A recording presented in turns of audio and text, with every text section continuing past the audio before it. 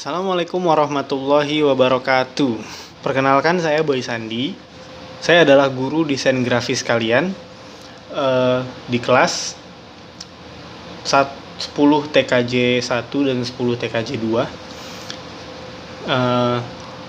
Saya adalah satu-satunya guru desain grafis yang ada di SMK Dewantara. Dan pelajaran desain grafis ini hanya ada di kelas 10. Karena kita hanya akan mempelajari dasar-dasar dari desain grafis saja.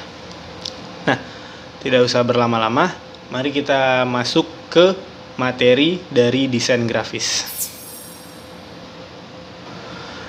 Desain grafis. Siapa di antara kalian yang sudah tahu apa itu desain grafis?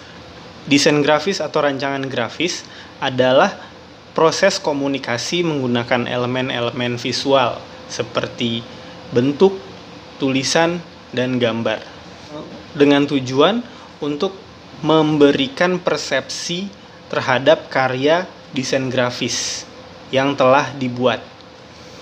Salah satu unsur yang mendukung dari desain grafis adalah tata letak. Tata letak berhubungan dengan penempatan desain yang akan divisualkan. Suatu penempatan desain yang baik akan mendukung akhir dari hasil karya sebuah desain. Bagaimana cara menyusun tata letak yang baik? Apakah Anda mengetahui tata letak dalam desain grafis? Untuk menjawab beberapa pertanyaan mengenai unsur tata letak dalam desain grafis, mari kita mempelajari materi yang akan dibahas pada bab ini. Nah, dari materi yang pertama ini kita akan membahas dulu apa itu tata letak, karena desain grafis sangat erat hubungannya dengan yang namanya tata letak. Tata letak pada desain grafis adalah sebuah seni untuk menyusun konten-konten atau elemen yang ada pada sebuah gambar atau karya desain grafis. Contohnya, penempatan gambar dan teks keterampilan ini umumnya digunakan dalam media cetak seperti majalah, buku, koran, tabloid, dan sebagainya. Tata letak pada sebuah media cetak yang baik akan menambah kenyamanan pembacanya. Berikut adalah unsur-unsur tata letak pada desain grafis. Unsur yang pertama adalah garis. Garis seperti yang kalian sudah tahu, garis itu ada beberapa macam. Ada garis vertikal, ada garis horizontal, ada garis diagonal, ada garis zigzag, ada garis lengkung, dan lain sebagainya. Garis dalam menggambar itu adalah sebuah goresan dari satu benda ke benda lain. Misalkan contohnya pensil digoreskan kepada sebuah kertas, itu akan menjadi garis. Nah, dalam desain grafis, garis ini bisa disebut kurva atau stretch. Kurva ini adalah garis lengkung, stretch ini adalah garis lurus. Nah, prinsipnya sama, garis adalah garis. Jadi dalam seni rupa, dalam kesenian, garis itu adalah gabungan atau sambungan dari satu titik ke titik yang lain. Jadi dari satu titik ke titik lain. Nah, unsur yang kedua adalah bidang. Setelah dari garis, kita masuk ke bidang. Bidang ini ada dua macam. Yang pertama bidang alamiah dan yang kedua bidang buatan. Bidang alami itu adalah seperti kalau kalian lihat lukisan itu adalah sebuah bidang yang alami terbuat, atau dinding ini kalian bisa lihat di sini lebih terang, di sini lebih gelap. Itu terjadi dan tercipta secara alamiah. Jadi misalkan kalian melihat langit, ada awan, jadi terlihat garis di awannya. Dan ada bidang buatan. Bidang buatan itu sama seperti kalau kalian lukisan ini, di sini ada daun, ini adalah bidang yang dibuat.